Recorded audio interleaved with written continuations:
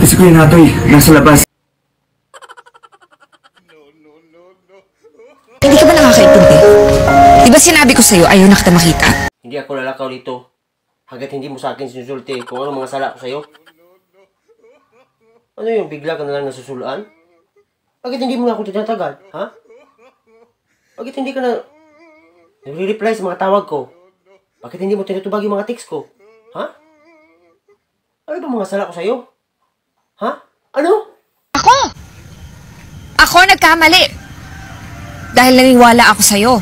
Umasa ako ng isang katulad kong may anak, mamahalin pa ng isang katulad mong binata. Sala mo din yan naman eh. Nagsulti ka na sa akin na single mom ka, pero hindi ka nagsulti sa akin na may anak ka. Naibawan ko lang nung in-stalk kita sa Facebook, may anak ka na pala. Dapat, nagsulti ka na sana sa tinuod. Hindi mamumutbut ka pa. Pero, pas na yun. Okay na yun. Nadadawat na kita. Siguro tama nga. Tama na, dun yung piliin mo, yung babaeng yun. Kaysa sa akin na may sabit, di ba? Ano si babae? Saan naman gikan yung istoryahan na yan? Oh, nagkamagama ka na naman na istorya dyan, ha? Saan galing? Bakit hindi mo itanong dun sa babae mo sa airport? Kitang-kita ko kayong dalawa. At sigurado ako hindi lang siya basta babae. Ay, paita.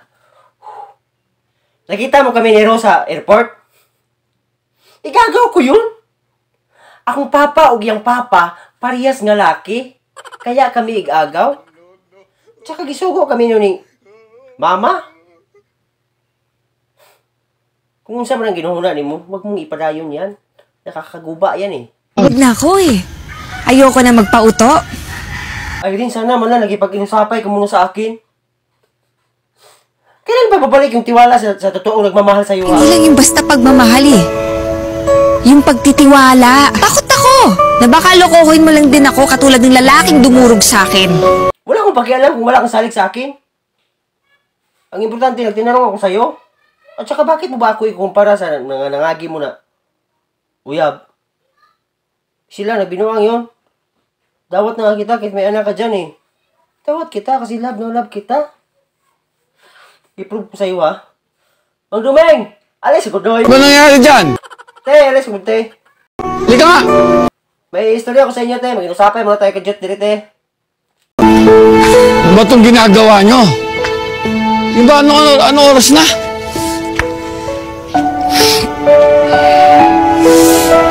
Pasensya na kayo, Mang Dumeng ug tiya.